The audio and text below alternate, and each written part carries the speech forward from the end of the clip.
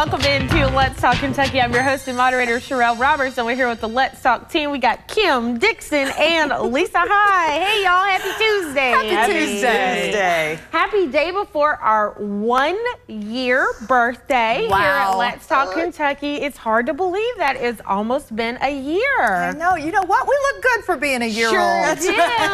Sure do. So everybody be sure to tune in tomorrow. Tell Lottie Dottie and everybody we're having a very good birthday show tomorrow. Going to be very, very exciting. And we have some surprises in store throughout the day. So that's going to be fun. Yeah? So other than us turning 1, it's Derby week. I mean, everybody in the world is talking about the horses, right? So it's called the Run for the Roses. And the reason it's called the Run for the Roses is because the winner gets roses. So take a look at this video here. Every year, Kroger makes the rose garland, and you can actually see it getting made this year. You can go to the Middletown Kroger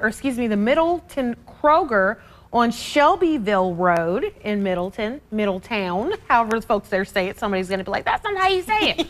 And it's a 122-inch long, 22-inch wide garland, and it weighs 40 pounds. Wow. The roses are hand selected and individually sewn onto the backing.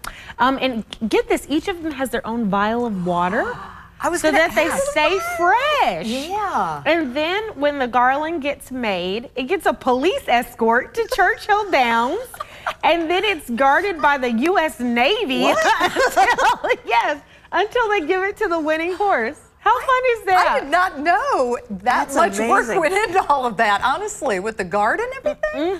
How crazy is that? That blanket is a VIP, man. Oh, absolutely. Whoa. Well, you can imagine some Yahoo being like, I want to try it on, I want to touch it. So you almost do have to have the military in the garden because people are so dumb. They'll have it draped over their shoulders. Exactly. Exactly. People are so ridiculous. It's like, if you tell people not to touch something, then I want to touch it. Short of having somebody standing there with like an AR-15 or a sword, you're gonna try to touch it. You know what I mean? So 20 horses are gonna be competing in the Kentucky Derby. The winner this year is going to win $3.1 million. That's up from $1.86 million just from last year. This is the 150th running of the Kentucky Derby. They had Derby. to up the ante a little bit on that one. Yeah. Well, yeah. Stakes are high. Stakes, literally. I'll be here all See week. what you did there. So the starting post has been released, so we have a picture of that. So I'm told, again, this is like a Jeff Picoro thing, that where the horses start the race doesn't actually determine where they will finish, obviously. But here's a little fun fact for you. No horse has ever won the Derby from 17, gate number 17. And that's where one of the favorites, Fierceness, is starting. Wow. Only 2 other horses have single-digit odds. It's Sierra Leone, 3-1, and Catching Freedom, 8-1. So this will be interesting to see if that favorite horse can win out of this number 17 spot. Is that the only gate that hasn't been won from yet? You know what? I don't know, Lisa, but we know that 17's not a winner. I know. so yeah. You know, I was looking at the, all the posts and everything that were, all the horses that were signed. Yeah, can we pop that back up, guys? And I love it because when I'm betting, I seriously just look at the color combinations and I'm like, 100%. I think I like the pink jersey. Exactly. I mean, there is no scientific method to my madness with that. And I have won, 3 out of 6 times? Really? Yes. Just by I don't going off bet the very outfit. often. I'm not a betting gal, but just by picking it by the outfit, I've won 3 out of 6 times. That's interesting. Yeah. Whoa. I go by the outfit and the name. Okay. So like if you got a good outfit and a good name, it's kind of like online dating. Swipe. Got a good outfit and a good name? Got a good chance. So yeah, Interesting. Yeah, it'll be interesting Yeah. to see. Okay, and not Derby related, but delicious. The Eckert's Orchard in Versailles is going to be opening for the season on May 1st, which is our birthday tomorrow. And they are kicking off with Strawberry Festival. So you can start doing the pick your own strawberries on May the 4th, but you have to make reservations because they just don't want people in there elbowing each other for strawberries. Because you know that's going to happen. That's what's going to happen. That's what I do. 100%. That's what I do. And the Strawberry Festival is going to kick off a little bit later. You can get in there for, I think it's $5 for adults and $3 for kids, but really, really good time. And then they're going to have a Memorial Day weekend festival, and then the Strawberry Festival goes from May 18th to the 19th. So lots of good stuff. Yeah. So excited. I go bananas for strawberries. I want to roll today. You are really like, so fruity. this is like, Lord have mercy. You guys are both so corny today. It's really corny. It's like dad jokes, but I'm here for it. So Lisa and I were talking. I don't like crowds, you know? And so I was like, I'm going to go whenever, there's not so many people there. And Lisa's like, I can't do that. Because she was like, I don't want all the picked over strawberries. I don't want the sloppy seconds. I want the first ones right out of the gate. But you know what? I mean, they always freshen up their batches out there and everything. They have it all timed perfectly where they plan everything. So they have it down to a science. I don't. Yeah. I don't even like to pick my own. I want it in a little basket, and then my picking is I go around and look at the baskets and see which one looks most pleasant, and then I'll buy it. That's your picking. I don't think that's exactly what they meant by pick your own. That's the suburban version of pick your own. I'm from the suburbs. Like, the most hunting I do is at Meijer. Like, what's on sale? Where's the turkey? like literally, sometimes my food has to be cooked. I don't even want it. All right. We are so silly today. Okay, everybody, stick around. Coming up after the break, do you want to smell finger licking good? Let's talk about it.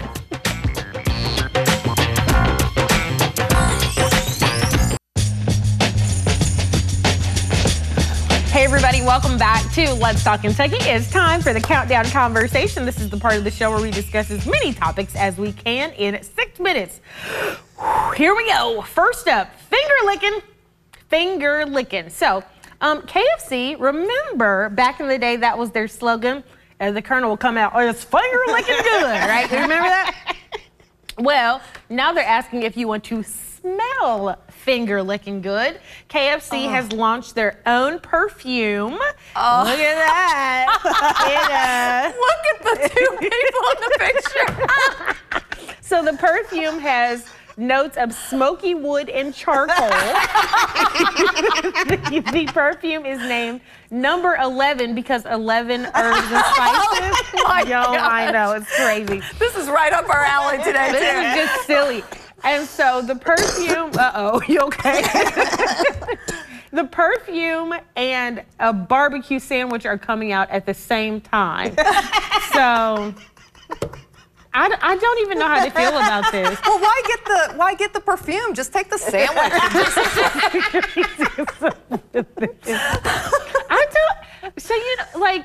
So Lisa came in, and when she said it, I thought she was playing. She said, so KFC's got a new perfume, and I was like, why? I don't get it.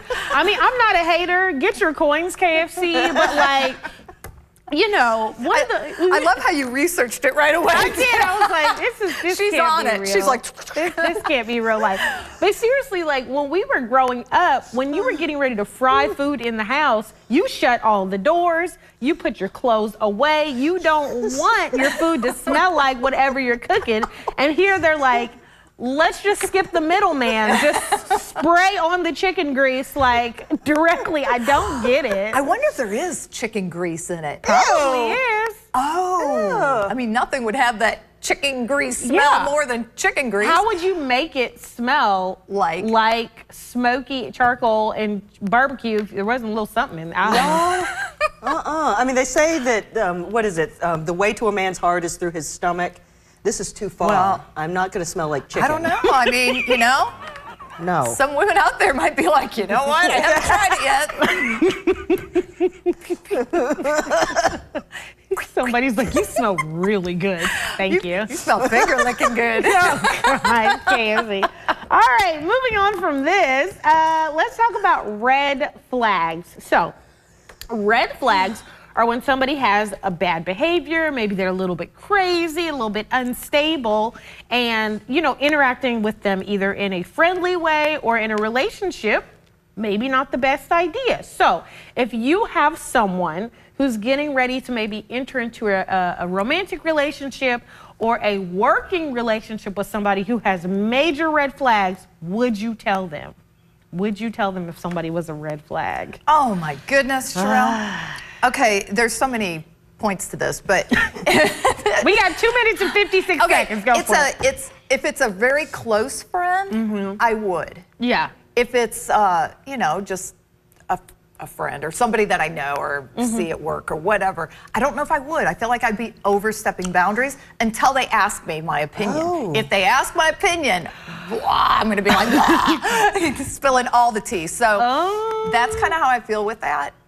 Yeah. Kim, what would you warn someone about somebody with some serious red flags? I've had people warn me before. Okay. Many times. There was a couple, like people I didn't even know that well were letting me know. And, I was young and I wasn't that bright. And I was like, I can fix this, or I know what I'm doing. I'll be okay. I'm smart. Yeah. So they were right? They were right. Almost all the time they were right. Now, there's been a couple that was a jealousy thing, I think. Okay, But they were right. And so I think sometimes you really do need to listen to your friends if they've got some good advice. And as the friend, present it in a kind manner. Yes. So I do tell on red flags when it has to do with a business transaction. So a lot of my friends, girlfriends, actually all of us at the table are small business owners, entrepreneurs on some level. And so it's not unusual for a small business owner to say, hey, so-and-so, have you ever worked with this person, or have you ever done contract work for that person? And if they're a red flag, I tell my friends, like, don't work with so-and-so because you won't get paid on time, or don't work with so-and-so because they're crazy or creepy. I'm the first one, I really will do that because, one, what are my 2 rules? Don't mess with my time, don't mess with my money, right? And so I do tell on things like that. But work related, I do. That makes sense. I think that's important to do so, actually. But the relationship one is a different story. You So stay I'm out a of little that? sketch with that. I see how that's Just different. a little Okay, last but not least, Derby traditions. So this is the week. Do you have any Derby traditions? We have one together. So our first year together was last year at Derby. And when we were at Derby, after we'd run around and sweat all day, and I saw Steve Kornacki and couldn't talk or walk, God. I was like, I remember that. like freaking out, like it was so amazing. But then we sat down and we just shared, we cried together, we laughed together. I feel like that's our Derby tradition now. I do like too. that. I agree. And I'm ready to cry. I know. I'm down for a really good cry right now. And a mint julep. And that will help the crying Yes. process to start. Yes. But do you guys have any other Derby traditions that you do? Yeah, well, when I was a little girl, I'm an only child, so it was just me and my mom and dad, and we would cut out the names of the horses out of the newspaper. It had to be out of the newspaper. We didn't write them down. We'd fold them up and put them in a little dish, and then my mom and dad and I, we would all draw, and then we would keep track throughout the day of what was going on with those horses and pay attention all the day. That's cute. We loved it. That's it was the best. awesome. I love that. I kind of treat it like the Super Bowl. I have some appetizers that I make and just kind of leave out for the kids and Doug to munch on and myself. But yeah, that's really about it. That's cool. Very, very cool. Love that idea. Yeah, I Kim. do too. We might have to do that this year. Okay, everybody, stay with us. Coming up after the break, we continue our celebration of Arab American History Month with a great guest at the table.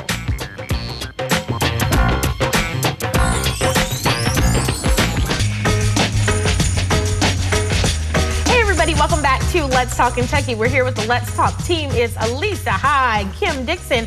myself. And joining us at the table is our guest, Holloway Shalish. Welcome to the show. Welcome to the table. So glad to have you. So you are a business owner, and you are actually, and I've seen this place so many times, the Back for More studio. It's like a salon studio? Hair salon. Hair salon. So, okay, so like I've been there so many times. So what gave you the spark? What gave you the, I'm going to do this, to go out there and be a woman entrepreneur? That part's easy, my mom. Okay. My mom worked hard all her life. I'm a product of immigrants. My father's Palestinian, my mother's Nicaraguan, and they came here when I was 5 years old, so I'm definitely a Lexingtonian. Yeah. And my mom just worked so hard, 7 days a week. She didn't, unfortunately, get to spend a lot of time with us, going out and going to our events and sporting events and so forth. And I thought, okay, I want to have that drive. I want to go out there and work and be as great as she is, but I want to find the time for my children. It didn't work. That's what we talk about all the time, the work-life balance. We're not good at that. It's very hard, but I absolutely love what I do. I love what I do. Well, I love your salon. I've been there before, so we've met each other there and did an interview. And you know what? What kind of advice would you have for other women out there that want to make their mark like you did? Yes. I mean, you know, it's hard to be an entrepreneur. Right. It really is. And there's something very special about it. Yeah. Well, I can tell every young lady, and I think this is what I love most about being in the industry that I'm in, it's mostly women, is that you can do it all. You absolutely can. It's not easy. It doesn't come easy. You have to make sacrifices. But I own 3 successful businesses. I'm a mother. I'm first and foremost a daughter, because I still have my mom in my life, thank God. Yeah. So I spend so much time with her and enjoy being with her. And as a mother of 4 kids, and I run 3 businesses, and I actually have fun. I enjoy my life. I'm waiting for those grandbabies to come along, and then that's it. I probably won't do anything else. Probably just spend time with my grandbabies. Holloway, one of the companies that you've discussed, you created to help with a lot of the nonprofit work you do, and you do a lot of nonprofit work. So tell us about the company, tell us about what you do. Sure. So, well, first of all, Back for More Studios, our hair salons, we have 2 locations. Early on in the 2007-8, we were doing fashion shows that were benefit what was then Bluegrass Domestic Violence Shelter. And then shortly after that, they switched over to Greenhouse 17. We donated all the profits, and it was just such a great thing. And the reason I feel so passionate about Greenhouse 17 is I actually had a friend that went through it and nearly lost her life and her son. And they were on it. Like as soon as I found out that she was going through that, I said, you know what, let's get you connected with Greenhouse. They got her out of the county for her to be safe. They gave her advocates. She went through everything, and now she's extremely successful. Her son is amazing, and they're both still in my life. So that's my passion for domestic violence.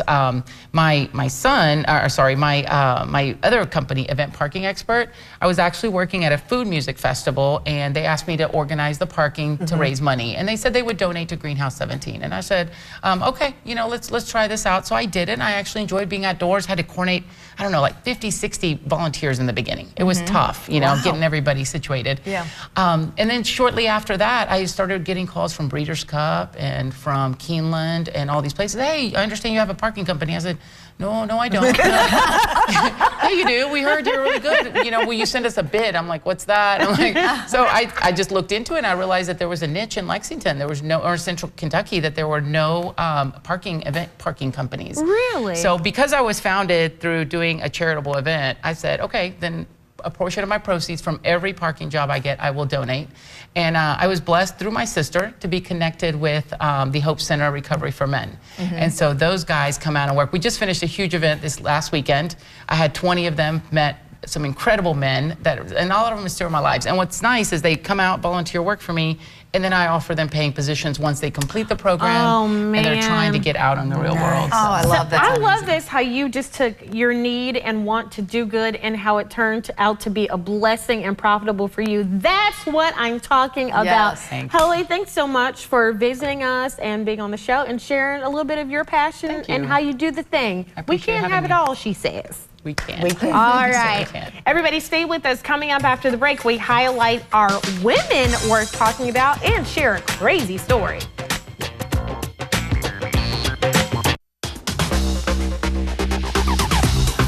Hey, everybody. Welcome back to Let's Talk Kentucky. Okay, so We like to end every show by highlighting a woman we're talking about. Today we have women we're talking about. It's the Spielman sisters. For more than 60 years, the members of this tight-knit Ohio family have come to Louisville for the Kentucky Derby. Collectively, they have all been to 56 Kentucky Derbies. This is their family reunion tradition, okay? It started with their dad when they were young. He's since, gone on, but they continue it whenever they can. So, of course, they've gotten married, they've had a couple events, and they haven't been able to go all 60 years, but they have made it, each of them, to 56 Kentucky Derbies. That is crazy, incredible. right? I love this. And it's their family reunion, It's their too. family Yeah. reunion. What a great idea. I love that. And so recently, for the first time, their granddaughters got to go with them too. Oh my gosh. So they're starting the tradition again with the new little grands. ones. I could see us, well, not me, because I'm not going to be here, but in another 60 years, having the grandchildren to be like, this is our 120th family Kentucky Derby. Wow, that is something. Wouldn't I that love be cool? that. Yeah. Yeah, really, really cool. So the Spielman sisters are our women we're talking about. Congratulations to you guys. Yay. All right, so tomorrow is our birthday. Yeah. It's our big birthday show. We cannot wait to have you join us. We're going to have some amazing guests, some big surprises, and lots of laughs. So please tune in. We'll see you tomorrow, everybody. Bye.